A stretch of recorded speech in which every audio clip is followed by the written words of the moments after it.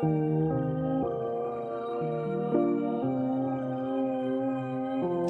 listening to Verified, a podcast that centers conversations around equity and education. My name is Vanessa. My name is Mo. And today we have a very special guest. My name is Josef Adamu, director and founder of Sunday School Creative, and I'm just happy to be here. Amazing. Thank you, guys. I'm so excited to have you. Funny story. I DM'd you, and we actually found you off Instagram through your documentary, Sunday School. So I just want to dive in a little bit about that and like what stemmed that creation. So Sunday School was a creative platform I began in 2017 just with a vision to change the narrative creatively in the city, just providing more representation for people that look like me and just like putting out stories that were impactful and could impact people internationally. Mind Matters, the project I'm here to speak about today, was a step into the direction that kind of felt uncomfortable at first. But after speaking to some people, I gained that composure and I was like, you know what, let's tap into a topic that people aren't necessarily tapping into. The idea of mental health in the creative space, but more specifically, Black masculinity. I feel like a lot of the time men shy away from this conversation. And I wanted to use a Black male at the front of the video to showcase that it's completely okay to talk and open up and elaborate on these situations. It was 2 minutes. There wasn't much narration to it. It was a lot about emotion and just the idea of going through the motions. And it was powerful. So I co-directed it with Shay Akinlade, a director here in the city. And we put together a very small team for production and kind of did it on the whim. And I'm happy to be here today to talk about it. I'm happy that it was featured on Art with Impact, and it's just the beginning of something else. That's amazing. You talk in the film, it had this quote that said, or at the end of it, it's like, it's okay to talk. You just actually notion that right there. Yeah. So in your perspective, why is it important to hold those conversations?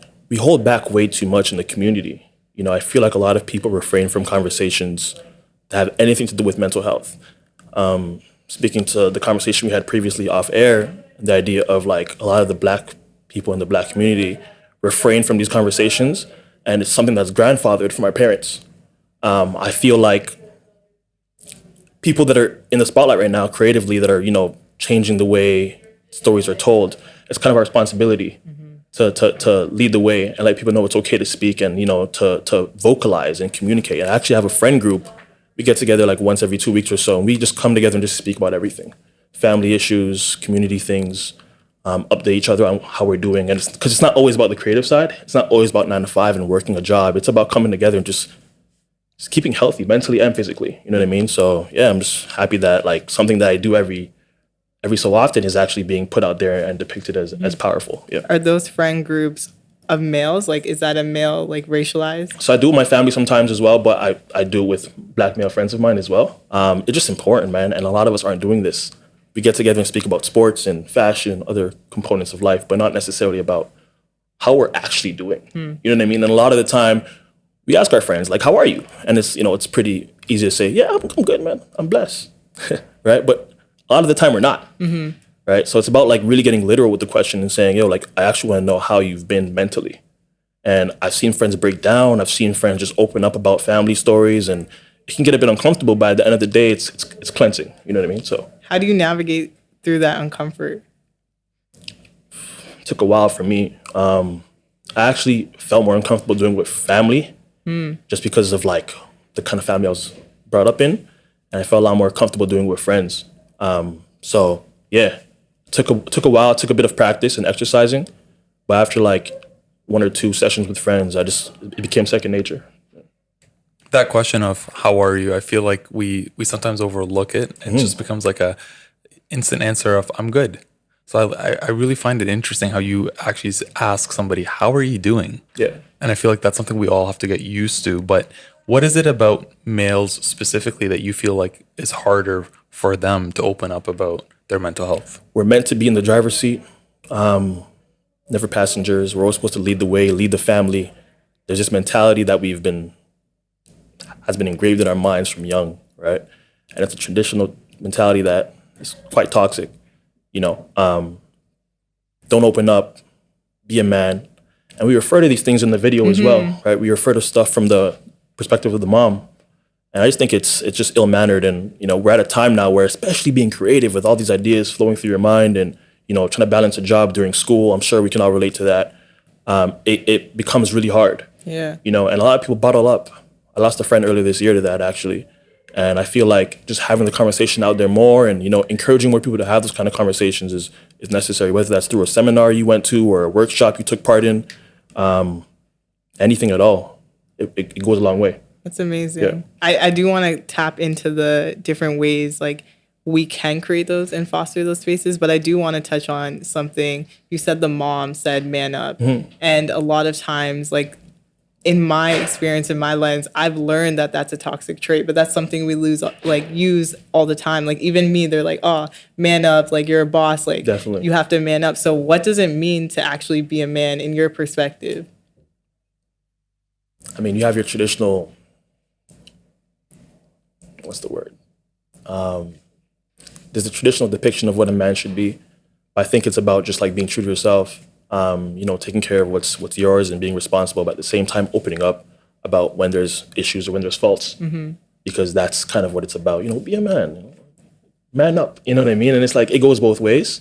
Ask for help when you need help, though. I think that's one of the biggest things that I've noticed along the way, and just like being sincere. Yeah, it's a lot. There's different ways to look at being a man. I think it's a bit of a vague topic, but just it's about the masculine side, but it's also about like being true to self and tapping into like your emotions as well. There needs to be a bit of a balance. I think it's important when you say be true to yourself. A lot of times people will give just vague advice.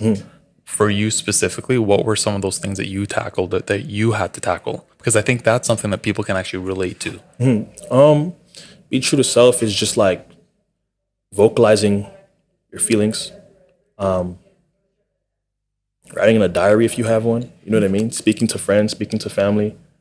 But what were some of the struggles that you faced personally? Opening up. Opening up was tough. It took a while. I grew up in the hood where it was like, man, that's not even an option. You know what I mean? Like, no, we don't do that. You know what I mean? There's certain things that just don't go. So opening up, and I think that took me being in a new environment. So I went to U of T where I met people from different nationalities and backgrounds, and it really opened me up to a different friend group and just different, climate in general, versus being, from where I am originally, where it was like there's only one way to go, and everyone was pretty aggressive and masculine, and there's a specific tone that we had to live through. So things changed over time, and I'm just happy that they did, because I communicate myself a lot more now. I let things be known, and it's been a bit of a transition. But so for that young boy that maybe doesn't have the opportunity to leave like you did, what advice do you have, or what would you recommend? Like if you were to go back and say, if I could do something different, and I don't have the opportunity to leave that environment, what would you do? Or what advice would you give? I'd go seek. Like I'd seek the people around me. I'd look for a mentor, man. Like I didn't have one for a long time. I have a bit of a friend group that kind of, takes me through the motions of certain things. But as far as like a mentor, someone that I look to speak about these things, I never really had one. And a lot of people say they find it organically, but sometimes you just gotta go get one. Like, go get a mentor. That's good advice. Because you know a thing or two about mentorship, and I know that you're a big advocate for creating mentorship opportunities. What advice do you have for people that need a mentor?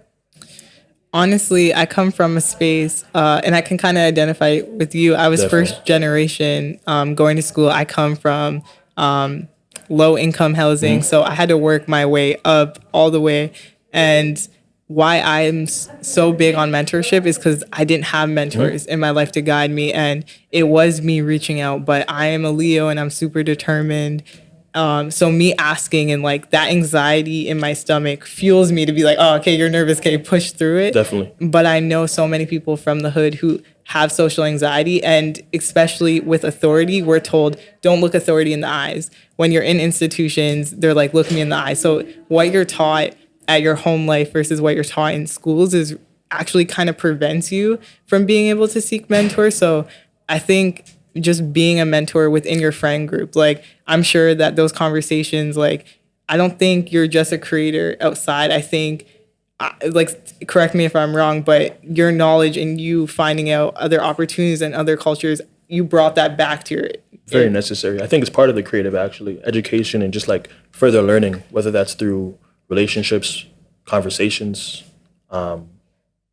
books. You know what I mean? There's always more knowledge to gain, and I've integrated knowledge and education into creativity. So no, I definitely agree with that. Yeah. Even like the fact that some of the smartest people I know now only watch documentaries, and it's because they had such a fear that like they were dyslexic, but they didn't know because they didn't get diagnosed. They didn't have access to that like medical attention. So now they're watching documentaries and they outsmart like me, who's like institutionalized with academia and education. And it's funny of like what we think is intelligent or not. So with that, I just want to move forward on like the concept of like praying away your illness was also talked about. And when you come from, I want to say, I'm going to use my personal experience so that I stay within my lens and don't speak for other cultures, but Caribbeans were so Christianized and God is everything and like pray away your illness. When that was said in there, I was like, you know how many times like I had like an anxiety attack, my mom was like, yo, go to church. Yeah. So it's like that concept of like God can heal. How do you feel like that actually damages youth and they're not talking about it? But does it damage youth? I think it just like is a way to dismiss what you have. Yeah. Just talking to that, I think it's beyond even being like a Caribbean thing or like an African thing. It's an immigrant thing, man. You know what I mean? There's this notion of you'll be fine. Drink tea. Peppermint with ginger. There's these phrases that are often repeated because they've always felt like they made it through that. Why can't you? You know, what is mental health? What is that? I was ill when I was young, but I found a way through it. Right? They don't believe in the doctor. They don't believe in the accuracy of a doctor. They don't believe in the accuracy of being diagnosed. It's one way or another. You know what I mean? And to speak to what you said about are they being damaged, I feel like they are because they feel like there's only one option. There's only the way of praying it and being optimistic and finding ways through drinking tea or praying. And that's not always the case. But then it's hard because like you mentioned a point earlier about being grandfathered in some of, what our parents or the advice that they give us. It's not necessarily that they're damaging us, but how do we find a solution for that? Or what do you think is the solution for that? Because you go to school, you learn one thing, and then you go home and then you learn another thing. So you're almost conflicted in a way. Yeah, which is why I like what you said earlier about just like parents getting that therapy. It's very necessary. Don't get me wrong, most of them won't be won't obliged to it. Dude, I tried to tell my mom to go see a therapist and she looked at me like she was going to whoop me. She's like, do I look like I need help? And in my head, I was thinking something completely different. So having that conversation with your parents, maybe it's not therapy, but maybe it's also some education.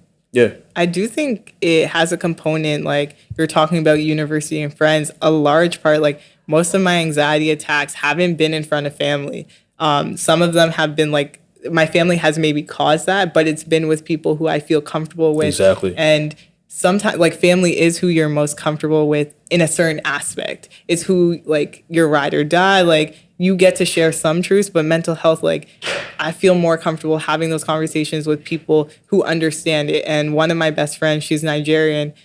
She does not like call her parents for that. And like we'll form a community and have those conversations because there's a safe space within each other. So when we can't go home, it is that like aspect of just beyond mentorship, just like what is friendship and what, like, are you being a genuine friend? Like, are you actually there for people when they're struggling? And are you just like when they're quiet and they're not at their best? Or are you just like, oh, they're in a mood? Or are you literally like, yo, like you said, can I check in with you? How's your mental state? And that's something I pride myself on. People get super uncomfortable, but it gets to the point when they're angry with me, they'll just be like, hey, you said this, it upset me. And it opens up a different dialogue for communication and like a real friendship to exist in. Definitely.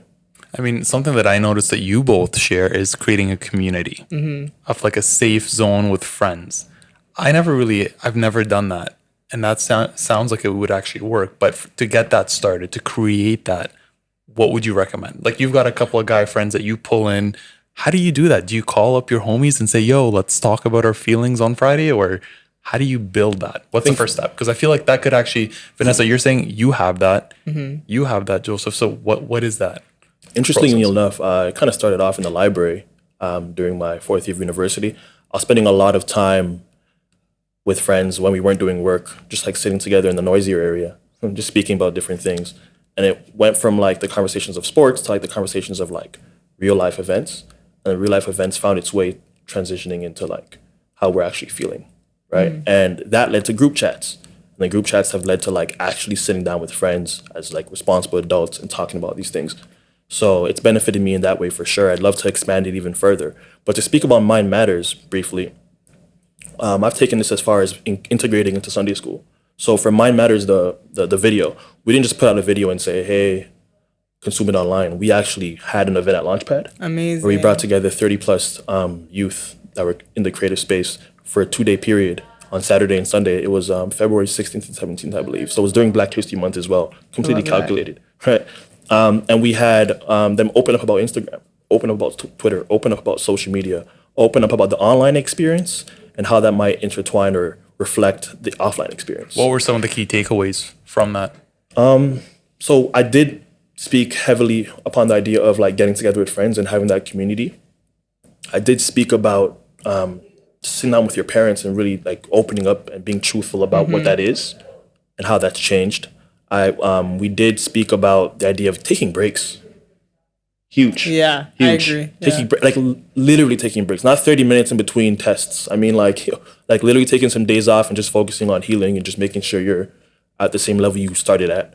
And people are making friends and connecting. And I feel like when you bring people together, you notice that a lot of people are going through the same thing. You know what I mean? But it's not being spoken about, so you feel more confident about it, right? And like I said, Instagram, Twitter, we're speaking about YouTube and all these things and cancel culture and all these things that are, popularized now that, are just facades in a way. You know what I mean? Kind of come and go. And then we have the idea of the likes now, with Instagram, and they're taking away likes, and people are like, does this affect my validity online? You know what I mean? Does this affect how people are going to view me? Do I have to show a company my likes to show them that I'm able to do this influencer gig? Like, it's just a bunch of conversations that I'm, starting to hear. And it's like, man, when did we get here? In Mind is Matter too, just going off of like the likes and validifying yourself, you say never not enough. And that statement, I immediately had like my own understanding of it, and I gave it meaning right there. But I just want to know, I have two questions, but I'll ask like the Sunday school question after. But what created, like, what does that mean to you, never not enough? So I think one of the most beautiful things about that film was the idea that everyone on set was kind of going through the same thing. So we kind of gave ideas along the way. And the director, Shea Akinlade, tapped into the idea of like feeling like there was always more to be done. There was never time for breaks and whatnot. So we decided to add it as a bit of a detail into the set, as if Matthew, the lead role, had written it on his board before leaving out to work every day. So it's a bit of a reminder and something to like keep him motivated. But you kind of take these terms and these phrases and these quotes as you can. You know what I mean? Like whether you take it as a positive influence or a negative influence. But the goal is just to have it there, have people focus on that idea and think about it while the video's playing. So it's a beautiful depiction of what like the average college student or university student could be going through. You know what I mean? Yeah. What does never not enough mean to you? You gotta get personal here. I want to know what it really means to you. It's like kind of like what I was speaking to before, just the idea of give it your all, but even if you don't get the result you intended on getting, it's fine. Yeah. And like as simple as that sounds, like a lot of people overlook that. Can you give an example of that happening to you recently or in the past, like a specific example? Yeah.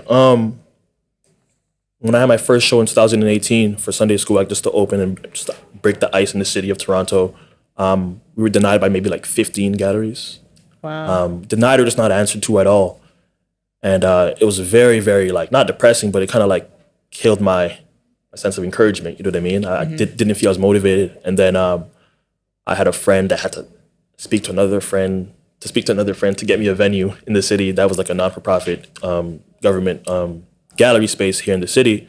And it wasn't exactly what I wanted, but it let me know that I can still practice or I can still exercise my vision in the city, you know? And I hold myself to a very high standard. So at first I was like, man, do I even do it anymore? But it's like I put so much work into pre-production that I was like, man, like, it's enough. It's enough, and you're going to make the best of it. That's amazing. And that's a bit of a deep... That's what we want to hear. We bit of want a to hear deep depiction of what I'm speaking about. But yeah, like I just wanted to speak to the idea of just like, make it work, man. Or like, it's fine. Like, there's going to be another opportunity. You know what I mean? And work with what you have. Well, people don't see the struggle, right? Like, I go to your page and I'm like, whoa, fashion icon. Stop this, man. Stop. Like, amazing filmmaker, amazing producer, director, creative director. And then I'm not seeing your struggle. I get your struggle through knowing why, like, you do your creations, which I think is so meaningful, because some people are like, oh, it's just an idea, I thought it was cool. But when you create something because, like, literally that was your life experience and you want to use it as a way to inspire and motivate people, I think that's when your work speaks. Because I'll watch documentaries on, like, depression all the time. I'm like, I don't know why, but that did not make me feel anything because it wasn't relatable. And I think understanding, like, you're talking about through a, like, Black male perspective that, like, you felt like you couldn't open up. There's been times, like, even now people are like, you're not opening up to me, to the point I used to memorize the same story. Wow. Because that was a story I felt comfortable sharing. And then people thought that was my worst story. I'm like, oh my God, if they only knew my truth. To the point where it's just like, when you are a public speaker, like, my dad got deported, but I couldn't say that till 2 years ago to people. And it would make me so emotional, like, talking about that. And then I was like, okay, memorize it and act like you're using it as a way to inform people and, like, talking about that experience. But I had to make that story something that built my platform to be like, this is how I can help you, instead of, like, actually understanding how it hurt me. Definitely. Which was, for me, when people were like, you need to dissect your truth, that was so uncomfortable to, like, open up and be. My mom was like, you keep talking about this story, how did it actually hurt you? And I was like, that was something I was like, no, I don't want to talk about. So I think on different levels, like, it is relatable when you get to share your truth. So with that being said, what is Sunday School and why that name? Wow. Sunday School, creative platform creative agency I started just with a vision to work with brands, but also to change the way the storytelling was being shared. For years, it's pretty clear that diversity wasn't necessarily a focus through a lot of brands, whether it's campaigns or commercials or whatnot. So instead of, like, seeking relationships with agencies, I just created my own and said, yo, you know what? We're going to show you guys that we can be excellent as well. So started that in 2017, and we just, like, put out a bunch of passion projects without any budgets, just to kind of put out there that, yo, look, we're able to do this. Wow. We're really focused on detail. We're really focused on getting the community together, and we're looking to make, like, an impact. The name itself comes from a pretty deep collection of things. So I grew up in the church, and Sunday School is the service for youth, right? That takes place during the service for adults. And just the idea of the kids leaving the sanctuary to go to this classroom where they learn amongst themselves kind of gave me the feel of, like, how creatives come together for group tasks. Wow, yeah. Right? So I took that analogy, and then the idea of education integrated in creativity made me feel as if, like, I'm kind of starting a bit of an institution here. You know what I mean? It's a school, but it's instead of saying Sunday Studios or, like, Sunday Crew, I'm like, Sunday School, man. That's so powerful. You know what I mean? And it's memorable. I think I've attached it to the work really well. It's like a clean, well sought out group of people with a great etiquette. And I think the yellow in the logo actually symbolizes hope and optimism, and the black symbolizes uniform. It's really deep. Sorry, guys. No. And I'm just so passionate about it. Every day I'm working on it. It's just like another opportunity to prove excellence, another opportunity to work with a brand and change the way they tell stories, and just like create something that is everlasting. And it's a bit of an industry shaker, right? It's not your traditional route to agency work, but I'm proud of it, and I think it's only the beginning, and I'm looking to make a global impact as well. So I'm excited for it. I think it's going to be really, really, really amazing in the coming year, in the years to come. What struggles are you currently facing right now? What are you working through right now? Funding funding's massive. You know, whether that's me not being amazing at getting it or allocating those resources. But yeah, that's kind of been tough in the last bit. I'd say also consistency's there, but not as frequent. So everything we do is pretty good, but it's a matter of it becoming a bit more frequent. I have times where I take breaks, and it's like if I take a break, it's the brand takes a break. You know what I mean? Like I gotta do a better job of that. Formulating a team has been a bit tough because you meet people that you think will be a perfect fit. I struggle with We that. all struggle I'm with just that. being completely transparent. You know what I mean? Yeah, Like no. it's a bit of a struggle. Building a company is really building the team, and finding the team is tough. the hardest thing I think you tough. could do. But even people like you're dealing with mental health and the thing about like equity, one of my biggest challenges is when you identify with someone and you believe in them because of the story and the experiences they tell, not always does that translate into work. For sure. And when you're a hard worker, it like clashes. I think also, sorry to cut you off. No, that's okay. I think also just based off of personal experience within this brand, I started it myself. I have that vision. I know exactly where I want it to go. I am completely willing to hear somebody else tell me, yo, I think we should go this way. I think we should change a few things. But the work ethic and the dedication is just on a level that no one else can really imagine. So when you have that standard and someone comes in and thinks like they can come and give like 12% of the 100 or 20% of the 100, it's like, I'd rather you just not give me anything at Yeah. all. And I'll just go extra, I'll add an extra 12%. And it's like, it's not a great habit, but I'm working towards it. I'm working towards getting people that can actually help. Yeah. So just to finish off, do you take breaks? When it comes to taking breaks, man, I try. I'm making it more of a priority nowadays. I'd say that it's important to, you know, take a day off or two. And, you know, a lot of the time when I do take those days off, those are the days when like emails get hectic. Those are the days when like phone calls get hectic or like meetings and whatnot. So it's like sacrificing that sometimes and just like remembering how important it is to take those breaks. So I'd say like once a week, I take like a full day off, and then I take breaks like in pieces and like during my day as well. Can you just define taking a day off? I feel like honestly people just say that, but they actually don't know how to take a day off. Partially disconnecting. Partially. When I say partially, I mean like I'd be on Instagram and whatnot for like leisure purposes, but I'm not like making mood boards and like connecting with people and like sending emails to like get funding and whatnot, etc. But yeah, spending like a good 8-10 hours offline, reading, and just like spend time. But with family. is that taking a day off when you're reading, or because for me I struggle with, and honestly this is a struggle that a lot of my friends in the industry struggle with, is taking a day off. And everybody keeps saying you need to take a day off, but I actually don't know how, and I find that a lot of people think they're taking a day off but they're not. V, like, do you take a day off? Honestly, I took a day off the other day to do my master's, and But that's not taking a day off. You're doing your master's. yeah, but it was Definitely it was to prioritize.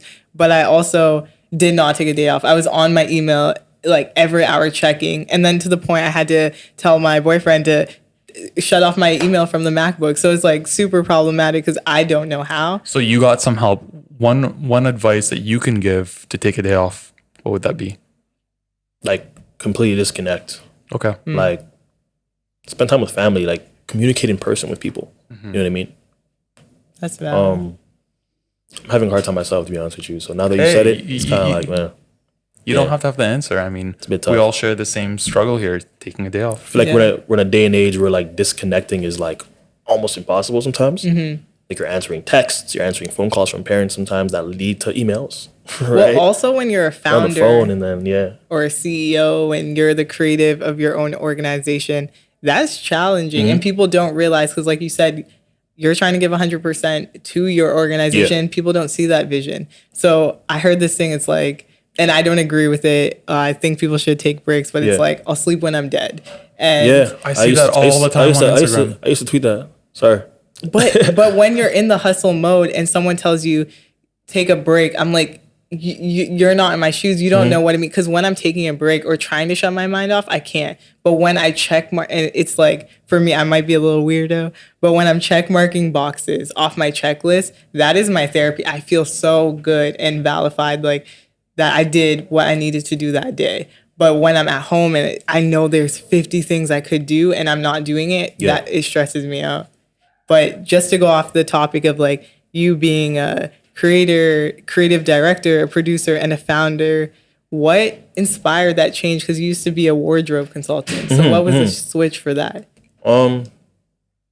This sort of direction of my life started probably my first year of university. I was getting really into fashion, wardrobe, and arts in general, animation, Black history, etc. So I'd say wardrobe consulting was just to scratch the surface, to be honest with you. As far as where I saw my career going, I kind of had a vision for it to, take off and go that direction. So just kind of like me having a vision and knowing that I wanted to learn more about detail and fashion and like how to present yourself better, and then find a way to take that and transition into the arts and being behind the scenes and being a director and taking that lead. So I'd say if anything, it prepared me for where I am now, and it's a pretty smooth transition. Yeah.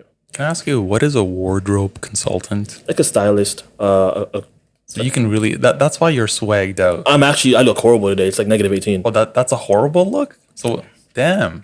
Mo, I need to actually inform you of something. Did you know he was top 40 in GQ for the most fashionable? Come on. Don't do this, man. I just like... Why are you so humble about that? You should have been wearing a name tag that says top 40. If I'm being completely transparent, GQ had this thing called Insiders lists, where they like named off their top for 30 or 40 best dressed insiders. So people that like are dedicated to the blogs and like give feedback and whatnot. Amazing. And this is 2013, man. While I was wearing I used to wear like double-breasted blazers to school every day and suitcases and stuff. Like, yeah, I was one of those kind of people that would go like the thrift stores and like find the best suits and like bring it home and like find a tailor to like make it look really dope.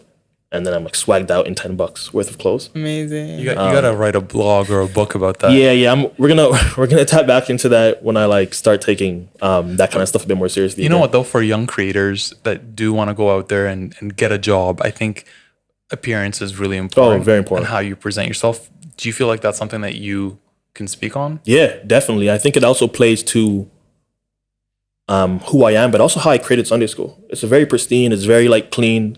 I'm really big on etiquette. I'm really big on like presentation as a whole, whether that's through the work or it's through the people in the work.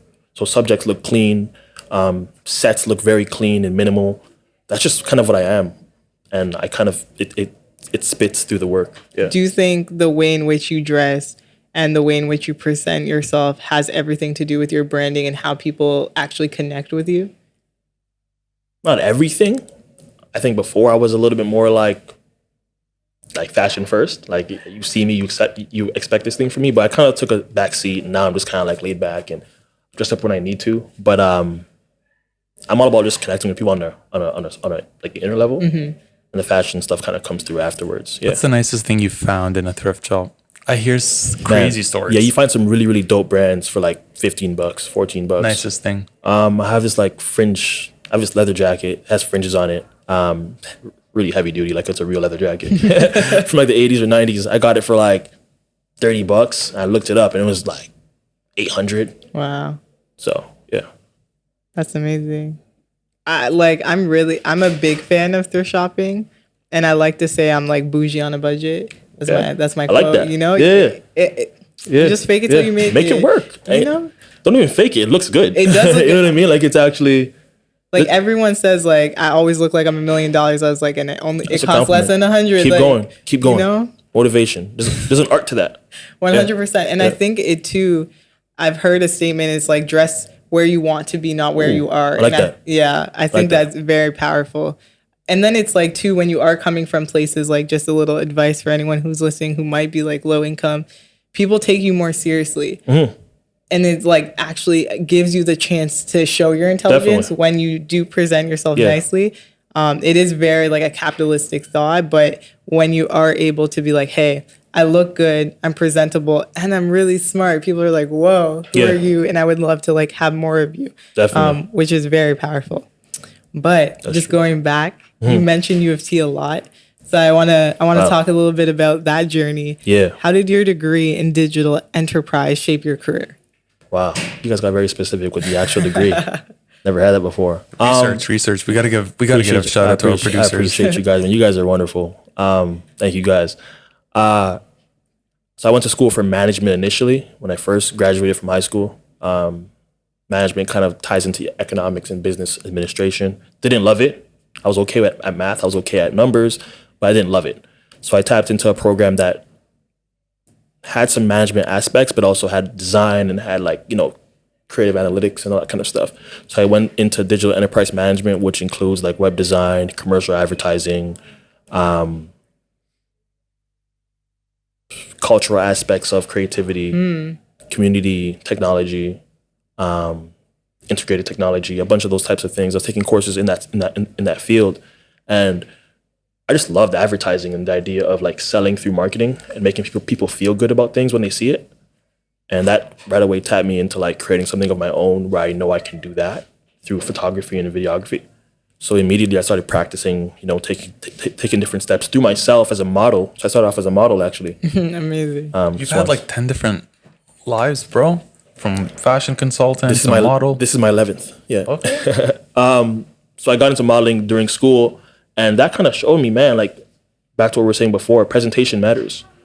And taking that with school aspects, formulating all of that. A few years later, we're here with Sunday school. We're here with a more elegant brand of my own. So, Amazing. yeah.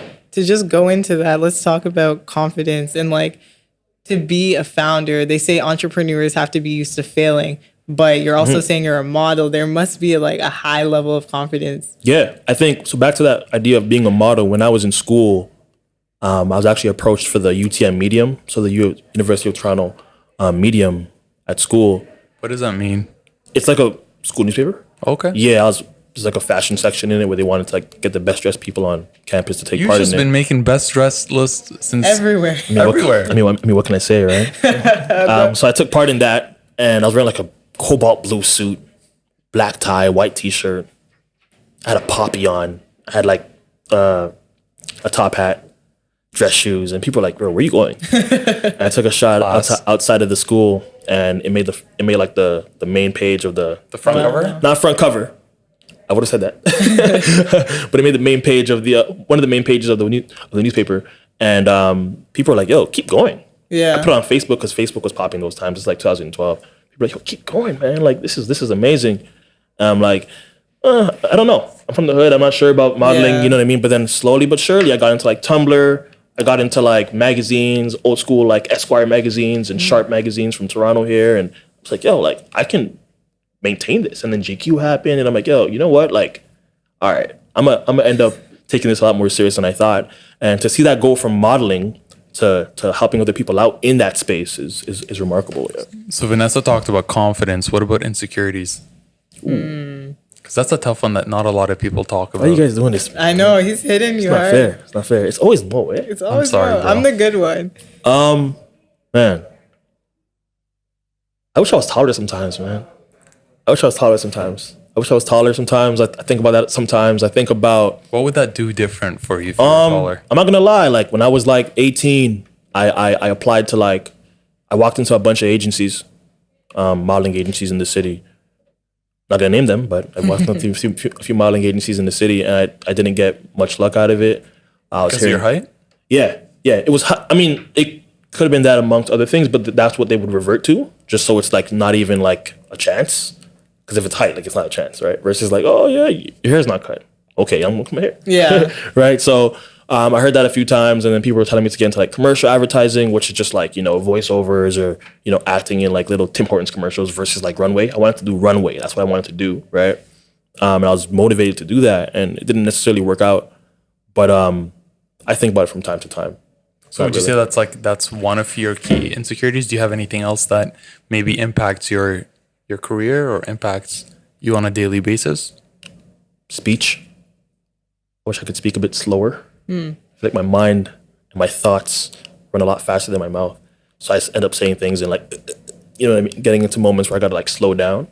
So I've actually been taking, a few classes here and there and actually like saying things out when I see them. So when I see a label, if it says like Tim Hortons, like Tim Hortons, and slowly saying it to myself. I know it sounds like something a child would No, do. But you I know what I need to do like that. is the fact that you've identified your insecurities and you're already implementing different strategies to work on. Oh, 100%. Like your height, I don't think you can really do much Yeah, unless yeah. you wear some shoes with 100%. some Yeah. height. But I think that's really that's a great thing to do. I definitely agree. I also think facing those fears as soon as possible is the only way you're going to get over it, if possible. You know what I mean? So I do that from time to time, and I take it a lot serious. My family also has that kind of issue as well, so I think it's inheritance. But yeah, I'm completely fine with it. I feel like for the most part, I do speak pretty well, but then I have moments where I'm like rushing into it. Like when I'm passionate and I get too into it, I'm like scribbling off. I'm like going crazy. But I have times where I'm composed and I know what my surroundings are like, so I'm like, I know how to take it a bit more slower than usual. But I'm working on it, and I feel like we all have our flaws, so it's completely fine with me. Yeah. This is a question that I think is really important. So we've learned a lot about what you do. We've learned about your projects, but I want to take away, and Vanessa and I are really big on this, a takeaway for people to simplify it. 3 steps. What are those 3 steps for listeners, for students, for creatives, if they want to achieve a career or they want to get into the same field or follow your path?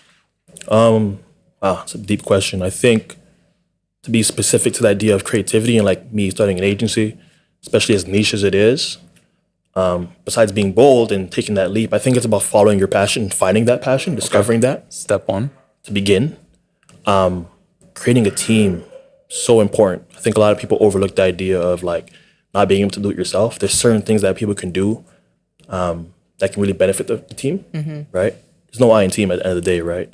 And then just execution, just like taking the leap to like do passion projects that don't necessarily have budgets or don't necessarily have funding or backing that still allow you to, showcase what you're capable of doing. Because I'm not gonna lie, I said it earlier in this conversation, like Sunday school started off with about a year of just passion projects, stuff that looked really dope, and you would think that it had funding, or you'd think that we had people helping us out, but it's like 3-4 of us just putting our head down and saying, yo, I want to get this done, and we're gonna make it happen. Whether that's going into our personal bank accounts, whether that's asking for help from friends, or like renting a room from a friend that might let you use their bathroom for a shot. We actually did that for Mind Matters. We actually used a friend's space for that, right? And just making it work. Like in urban culture, we call it finessing. Yes, You know what I mean? Like just making it work. There's no excuse if you really want to get to it. So yeah, follow the passion, finding that passion. So for you, what was that? Really quickly in one word. Finding that passion. What was that for you? One word? Wow. It doesn't have to be one word.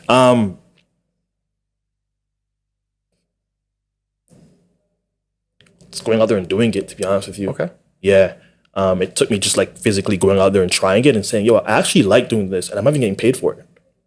So Like, I love it. identifying Yeah. it. And then step 2, building a team, which is Building a something- team. I'm still working on, completely transparent. Like I'm still working on that. There's people that are a lot better than you at what they're doing, and they can help you as you're helping them. Right. It's an exchange of energy, and then just putting it out there, like executing it. And I feel like eventually passion projects will lead to funded projects. And then step 3, which is basically building your portfolio Yeah. and investing in yourself, which I feel 100%. like you have done that with your project. Thank that you. You just released. That's self-funded. Yeah. But you put it out there and it got everybody's attention. Yeah. Yeah. It got everyone's attention, and Including Vanessa's. Yeah, it was amazing. appreciate you, Vanessa. Thank you. But yeah, it's simple steps. It sounds like it's a cakewalk, but it takes a bit of time to really like put it out there. And I think a lot of people I've spoken to in the past have dealt with like pump fakes or like having a bit of hesitation. So it's gonna take time. I'm not saying start tomorrow, but think about it and really just give it a shot. I even like that's a takeaway for me. Definitely is just like the name of your program, Mind Matters. Like I'm gonna leave here and be like, my mind matters. So Definitely. just taking that on the aspect of quotes, but just to go into our last topic of discussion, our podcast is called Verified. And it's the understanding that in the culture that we live in right now, it's very social media heavy. And we're seeking validations from other people and our friends, whether it's just like looking good and then being like, hey, don't I look good today? And like receiving that feedback from your friends instead of it being validating yourself. Yeah. So how do you affirm yourself? Good question. I think it's about verification within. as like cliche as that might sound, you know what I mean? Like a lot of people, like I said, like, or like you guys have mentioned, we're in a day and age where like we need that like. Like the celebrity sees our stuff, whether it's a impression on Instagram stories or like they like our stuff or they share it on their IG story. We feel like we're like better because Drake has liked our stuff. Yeah. And that's exposure, and I love it. It's amazing. It can lead to other opportunities, but at the same time, it was equally as good before Drake liked it. You know what I mean? So verification within yourself. I never put out a project without telling myself, I feel like I've done what I need to do. I dig that. Has that happened to you? Anybody that liked your stuff and you're like, oh, wow. Yeah, for sure. Who? Starting up, so Lupita Nyong'o actually reposted our photo. Wow. Yeah. Look at Vanessa. She's, for the people listening, she's like blushing right now. That's amazing. That was 2017. A photo of me, actually. I had to put it in there. Yeah. That's huge. It was one of the GQ photos, eh? Nah, it wasn't. But yeah, she posted it, and I was just like, yo, this is amazing. But like, because I had that verification within, it was cool, but I kept it moving. Yeah. So our last question is, if you could recreate the meaning of what verified means, what would you say?